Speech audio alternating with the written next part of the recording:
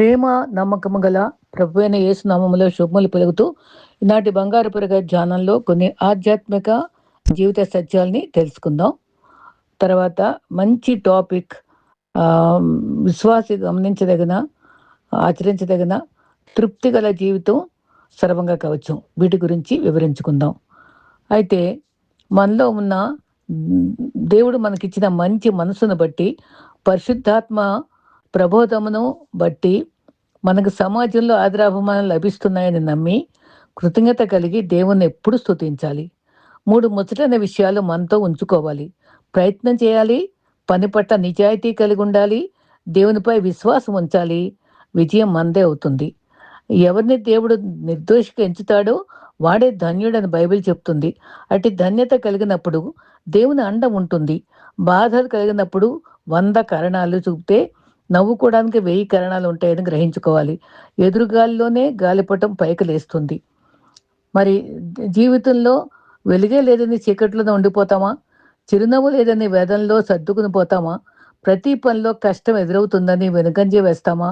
ప్రతి వ్యక్తి గెలవాలని ప్రయత్నిస్తూనే కొన్నిసార్లు ఓడిపోవచ్చు. ధైర్యంగా ప్రయత్నించడమే గొప్ప విజయం.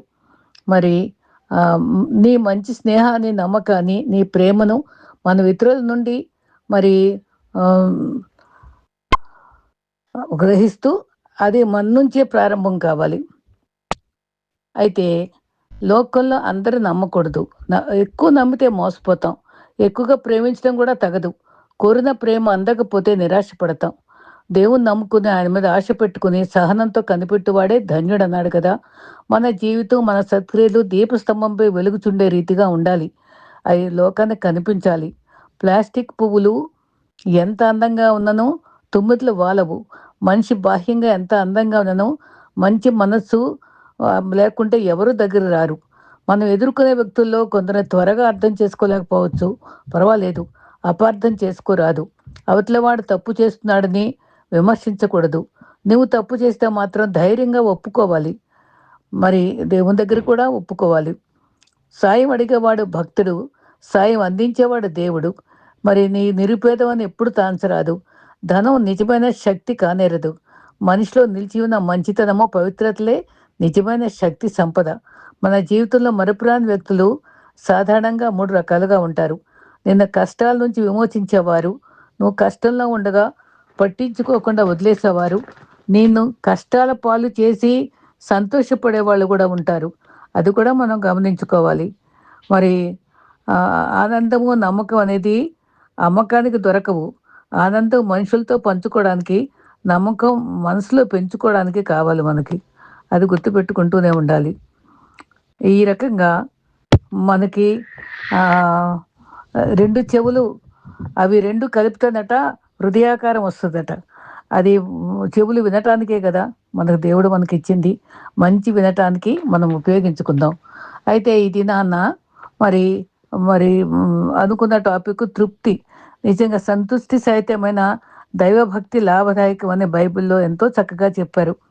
ఈ రకంగా తృప్తి పడటం గురించి ఒక భక్తులు ఈమెయిల్ ద్వారా నాకు అందించినటువంటి ఈ అనుభవంతో తృప్తి కలిగి ఉండండి. మన కుటుంబం సంతోషంగా ఉండాలంటే కలిగిన ఉన్న దాంట్లో తృప్తి కలిగి మరి ఉండాలి. చాలా మందికి ఉన్న దాంట్లో తృప్తి ఉండదు. మరి మనకున్న వాళ్ళకి సొంత ఉంది, ఇల్లు ఉంది, మనకు లేదు. మరి ఈ రకమైన బాధలు ఉంటాయి మనకి. లేదు అని అనుకుంటూ ఉంటాం. దయచేసి గమనించాలి. లేదు అనే పదము అంత మంచిది కాదు. మరి లేదు అనే జీవితం శపితమైన జీవితము. ఆత్మీయంగా జీవించాలని మరి ఆశపడుతున్న మనకు ఇంకెన్నడూ నా జీవితం లేదు అనే పదం వాడను అని తీర్మానం చేసుకోవాలి. అంతటా ఆయన 5 రొట్టెలు 2 చిన్న చేపలు పట్టుకుని ఆకాశం వైపు కన్నులెత్తి ఆశీర్వదించి రొట్టెలు విరిచి వారికి వడ్డించుటకు మరి ఇచ్చారు కదా! ఆ టైంలో 2000 మరి 5 రొట్టెలు 2 చిన్న చేపలు అందరికీ పంచిపెట్టారు. వారందరూ తిని తృప్తి పొందిన తర్వాత మిగిలిన చేపలను, రొట్టె ముక్కలను 12 గంపలు ఎత్తారు. మార్కు 6:41-43 గమనించితే వారందరూ తిని తృప్తి పొందిన తర్వాత 12 గంపలు మరి చేపలు, రొట్టెలు మిగిలిపోయాయి. మనలో చాలా మందికి అసలు ఏమీ మిగలటం లేదు. ఎప్పుడు చూసినా అడుగంటిది జీవితాలే. ఇంట్లో డబ్బులు లేవు, బియ్యం లేవు, ఆయిల్ లేదు, ఇంకొంచెం ముందుకెళ్తే మా ఇంట్లో సుఖం లేదు, సంతోషము, ప్రేమ లేదు, ఇవే మాటలు. ఎందుకు లేవు? ఎందుకు లేదంటే తృప్తి లేదు కాబట్టి. తృప్తి లేని కుటుంబాల్లో అసలేమీ మిగలదు. చక్కని మాట. ఒక జీవితంలో ఎప్పుడు మిగులు అనేది ఉంటుంది. నీకు ఉద్యోగం వచ్చి 10 సంవత్సరాలయింది కానీ, నీ చేతిలో ఏమీ మిగలటం లేదా? ఎప్పుడు చూసినా అప్పులేనా? ఎందుకని నీ జీవితంలో ఏమీ మిగలటం లేదు? కారణం నీ జీవితంలో తృప్తి లేదు కాబట్టి. అది అది మరి అది ఏది చూస్తే అది కావాలి. అయితే తృప్తి లేదు కాబట్టి అది ఎవరికి ఏది ఉంటే అది నాకు కావాలి అనే తత్వం తృప్తి లేని తత్వం. చాలామందికి దేవుడు వారికి ఏమైతే ఇచ్చాడో దాన్ని అనుభవించటం చేత కాదు కానీ, ఎదుటివారు కలిగి ఉన్న దాన్ని పొందుకోవాలనే ఉబలాట పడతారు. ఆనాడు దేవుడు ఏదెను తోటలో ఆదాముకు, అవ్వకు కావలసినవన్నీ ఇచ్చాడు. పండ్లలో కూడిన శ్రేష్టమైన ఆహారం ఇచ్చాడు. ఈ తోటలో అన్ని పండ్లు తినండి కానీ, ఒకటి మాత్రం తినకండని దేవుడు చెప్పాడు. ఎప్పుడైతే ఆ ఒక్క పండు తినవద్దని దేవుడు చెప్పాడో, అప్పటి నుండి అవ్వ ఆ పండు ఎందుకు తినకూడదు అనుకుంటూ చెట్టు చుట్టూ తిరుగుతూనే ఉండుంటుంది. మరి అవసరం అంటారా? దేవుడు ఒకవేళ 99 పండ్లు తినవద్దు, ఒక్క పండే తినమంటే అప్పుడు అనుకోవచ్చు. ఏమిటి ప్రభువా! ఇది నీకు న్యాయమా? 99 పండ్లు కళ్ళ ముందు కనిపిస్తుంటే వాటిని తినకుండా ఒక్క పండు తినమంటున్నావు అని అడగవచ్చు. కానీ దేవుడు ఏం చేశాడు? 99 పండ్లు ఇచ్చి ఒక్క పండు వద్దులే అనంటే మరి అప్పుడు అవ్వ ఆలోచించి మరి మరి మంకు పట్టి పెట్టింది కదా! అప్పుడు అవ్వను శోధించింది, బాధించింది. ఆమెలో ఉన్న అసంతృప్తి కళ్ళ ముందు ఉన్న పండ్లు తినటం చేత కాదు కానీ, దేవుడు వద్దన్న పండే కావాలి. ఆ పండు కోసం తెగించి సైతాన్ శోధనకు లొంగిపోయి తను తిని తన భర్తకిచ్చి మరణాన్ని కొని తెచ్చుకుంది. గమనించండి. మరి ఈరోజు ఎంతోమంది వారి కళ్ళ ముందున్న వాటిని అనుభవించకుండా నాకు అదే కావాలి, నేను కోరిందే కావాలి అని మంకుపట్టు పడుతున్నారు. వారు కోరుకున్నది దొరకకపోతే, కోరుకున్నది జరగకపోతే ఇల్లు పీకి పందిరి వేస్తున్నారు. మూర్ఖంగా ప్రవర్తిస్తున్నారు. బైబిల్ సెలవిస్తుంది, జ్ఞానం కలిగిన స్త్రీ ఇల్లు కట్టుకుంటుంది, మూర్ఖురాలు ఇల్లు పీకి పందిరి వేస్తుంది. మనం తృప్తి కలిగిన జీవితాలు జీవించినప్పుడే మన జీవితాలు సుఖము, ఆనందము, ఆశీర్వాదం మిగులుతాయి. తృప్తి లేని జీవితము శాపకరము. మరి చాలా సార్లు మనం చేసే పిచ్చి పని ఇతరులకు ఉన్నతమైనటువంటి వాటిని ఊహించుకొని అలా మనం లేము అని ఏడుస్తారు కానీ, మనకంటే దీనులు, హీనులు చాలామంది ఉన్నారు. సొంత ఇల్లు లేదు అని ఏడుస్తున్నావు కానీ, కనీసం ఉద్యోగం అన్నా ఉంది అని సంతోషించవచ్చు కదా! ఉద్యోగం లేక, ఇల్లు లేక చాలామంది ఉన్నారు. మన జీవితంలో కోరికలు రావడం తప్పు కాదు. ఆ కోరికలు అదుపులో లేకపోవడం ఖచ్చితంగా తప్పు. ఒకరోజు నీవు ఒక సత్యాన్ని గ్రహించాలి. ఈ లోకం మనకు శాశ్వతం కాదు. దేవుడే మనల్ని ఈ భూమి మీదకి పంపించాడు. మనం కేవలం యాత్రికులం మాత్రమే. వచ్చినప్పుడు ఏమీ తీసుకురాలేదు, పోయేటప్పుడు ఏమీ తీసుకుని వెళ్ళము. నీవు ఈరోజు ఏమి కలిగి ఉన్నామో దాన్ని అనుభవించాలి. నీవు ఎక్కడ ఉన్నావో అక్కడ తృప్తిగా జీవించాలి. తృప్తిగా జీవించడం మహా గొప్ప వరం. తృప్తిగా జీవించడం దేవుడు తాను ప్రేమించిన వారికి ఇచ్చే భాగ్యం. మనస్సు అడియాసలు కలిగి తిరుగుట కంటే కళ్ళ ముందు ఉన్న వాటిని అనుభవించడం మేలు. ప్రసంగి 6:9. ఈ రకంగా తృప్తి కలిగి ఉందాం.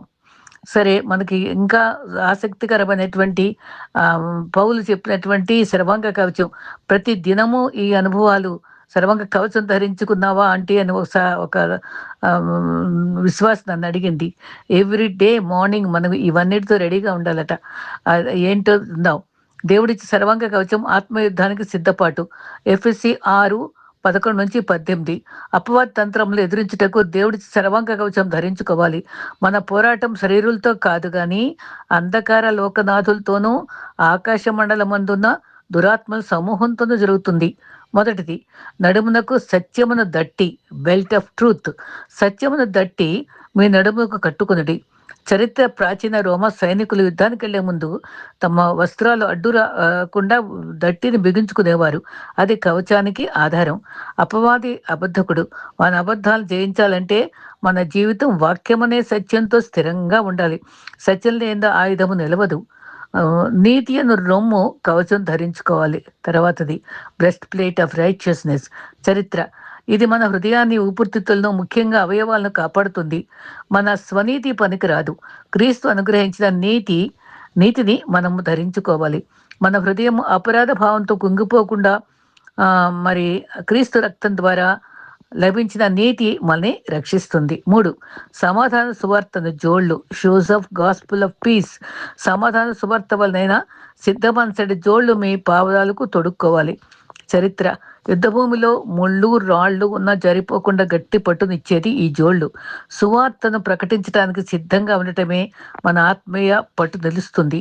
సమాధానం ఉన్న చోట అపవాది గందరగోళం సృష్టించలేదు. అయితే మరి రోమ సైనికులు వాడే పెద్ద డాలు, మరి విశ్వాసమున్న డాలు మరి శరీరాన్ని పూర్తిగా కప్పేస్తుంది. అపవాది అనుమానము, భయము అనే బాణాలు వేసినప్పుడు దేవుని వాగ్దానాల మీద ఉండే విశ్వాసమే మనల్ని కాపాడుతుంది. 5, రక్షణ అనే శిరస్త్రాణము, హెల్మెట్ ఆఫ్. ఇంకా చూసుకోవాలంటే మనం సంఘాన్ని ఎన్నుకునేటప్పుడు మనం దేని విషయమైనా జాగ్రత్తగా ఉండాలి. ప్రతి సంఘము పరిపూర్ణమైనది కాదు. ప్రతి సంఘము బలాలు బలహీనతలు ఉంటాయి. అయినప్పటికీ మనం ఏ సంఘంలో భాగంగా ఉండాలో నిర్ణయించుకునేటప్పుడు బైబిల్ ప్రకారం వివేచన కలిగి ఉండాలి. మనకు నచ్చిన సంగీతము, మంచి కార్యక్రమాలు, పెద్ద భవనము, ఆకర్షణీయమైన ప్రసంగాలు లేదా మరి ఆరోగ్యకరమైన సంఘానికి గుర్తులు కావు. మరి కొన్ని విషయాలు జాగ్రత్తగా ఉండాలి. సత్యం కంటే ప్రజల సౌకర్యానికి ప్రాధాన్యత ఇస్తున్నామా? ప్రజలకు నచ్చే విషయాలకు మాత్రమే చెప్పి పాపం, మారు మనసు, పరిశుద్ధత, విధేయ వంటి సత్యాలను దాటవేసి సంగమ విషయంలో జాగ్రత్తగా ఉండాలి. దేవుని వాక్యం వల్ల ఉదార్చమే కాకుండా సరిదిద్దుతుంది, గద్దిస్తుంది, శిక్షణ ఇస్తుంది. ఆరాధన వినోదంగా మారిందా? సంగీతము, సాంకేతికత, ప్రతిభ తప్పు కాదు, కానీ ఆరాధనా భావం కేవలము భావోద్రేకాలను కలిగించే ప్రదర్శనగా మారకూడదు. నిజమైన ఆరాధన దేవుని మహిమపరుస్తూ సత్యంతోనూ ఆత్మతోనూ ఉండాలి. యోహాను 4:24. దేవుని వాక్యానికి కేంద్రస్థానం ఉందా? ఆత్మతో సత్యంతో ఉండాలి. ప్రసంగాలు, వాక్య కథ, మరి వ్యక్తిగత కథలు, ప్రేరణాత్మక మాటలు, విజయ సూత్రాల చుట్టూ మాత్రమే తిరుగుతూ బైబిల్ వాక్యాన్ని సందర్భానుసారంగా వివరించకపోతే అది ప్రమాద సంకేతం. ప్రతి బోధనను లేఖనాలతో పరిశీలించాలి. 4, సంఘము క్రీస్తును కనపరుస్తుందా లేక ఒక నాయకుని పేరుని పెంచుతుందా? సంఘము ఏ పాస్టరు వ్యక్తిగత సామ్రాజ్యం కాదు, అది క్రీస్తుకు చెందినది. నిజమైన కాపరి ప్రజలను తనపై ఆధారపడేలా చేయకుండా క్రీస్తు వైపు నడిపిస్తాడు. నాయకులు మరి మందపై పెత్తనం చేయకుండా ఆదర్శంగా ఉండాలి. 1 పేతురు 5:2-3.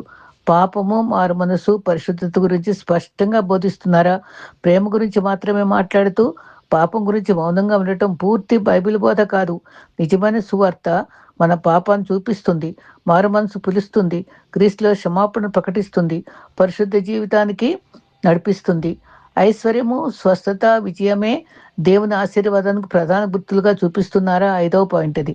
డబ్బు, ఆరోగ్యము, ఉద్యోగము లేదా విజయము దేవుని ఆశీర్వాదాలు కావచ్చు, కానీ అవే నిజమైన ఆశీర్వాదానికి రుజువు కావు. మరి సీడ్ ఆఫరింగ్ పేరుతో దేవుని ఆశీర్వాదాలను కొనుగోలు చేయవచ్చుననే భావన బైబిల్ బోధ కాదు. దైవభక్తిని ధనలాభానికి మార్గంగా చూడకూడదు. 1 తిమోతి 6:5-10 వరకు. ప్రశ్నలు అడగటానికి స్వేచ్ఛ ఉందా లేక భయం నియంత్రిస్తున్నామా? ఆరోగ్యకరమైన సంఘంలో నాయకులు కూడా దేవుని వాక్యానికి జవాబుదారులుగా ఉండాలి. ప్రశ్నలు అడిగిన వారికి తిరుగుబాటుదారులకు మరి ముద్ర వేయటం, మరి భయం లేదా అపరాధ భావంతో ప్రజలను నియంత్రించడం ప్రమాదం. మన అంతిమ విధేయత ఏ మనిషికి కాదు, దేవునికి మరియు ఆయన వాక్యానికి. మరి చివరిగా పరిపూర్ణమైన సంఘం కోసం వెతకాలి. బైబిల్ ప్రకారం ఆరోగ్యంగా ఉండాలని కోరుకునే సంఘాన్ని వెతుక్కోవాలి. అక్కడ సువార్త స్పష్టంగా ప్రకటింపబడుతుందా? దేవుని వాక్యం నమ్మకంగా బోధించబడుతుందా? క్రీస్తు కేంద్రంగా ఉన్నాడా? నాయకులు బైబిల్ అర్హతలు కలిగి జవాబుదారులుగా ఉన్నారా? విశ్వాసులు శిష్యులుగా ఎదుగుతున్నారా? సంఘము ప్రేమ, పరిశుద్ధత, ఐక్యత మరియు సత్యంలో ముందుకు సాగుతోందా? ఒక సంస్థ గుడ్డిగా విధేయత చూపటం కంటే దేవునికి, ఆయన వాక్యానికి, సువార్త సత్యానికి విధేయత చూపటమే ప్రాధాన్యత కావాలి. మరి ఈ రకంగా మనం ఆలోచించుకుంటూ మరి మరి ఒక మంచి బైబిలు వ్యాఖ్యానము తెలిసినటువంటి భక్తుడు పంపిన వివరాలు ఇవి. సంఘం మనం ఎలా ఉండాలి అది చివరి భాగంగా చెప్పడం జరిగింది. ఈ అంశాలు మరి నేను అందుకున్న అంశాలని మీతో పంచుకుంటున్నాను. ఈ ధ్యానాలు మనకి ఆత్మీయంగా బలపరుస్తాయి కాబట్టి మనం ఈ మనసులో ఉంచుకుందాం, తృప్తి కలిగి జీవిద్దాం. సరమగ కవచంలో ఈ ఉన్న అంశాలని ధ్యానించుకుందాం. సంఘాన్ని ఎలా ఎన్నుకోవాలో తెలుసుకుందాం. ఇట్టి అనుభవాలతో ఈ దినాన్న మరి నా చిన్న మాట ముగిస్తూ అందరూ కూడా ఆధ్యాత్మికంగా, ఆత్మీయంగా బలపడాలని, మరి ఎంతమంది స్వీకరించి టైం తీసుకొని వింటున్నారో నాకు అవగాహన లేదు. మరియు రెస్పాన్స్ ఇస్తే నేను కూడా సంతోషపడతాను. నా కోసం ప్రార్థించండి. మీ అందరి ఆత్మీయ జీవితం కోసం నేను ప్రార్థిస్తూ ఇంతటితో ముగిస్తున్నాను. ఆమేన్.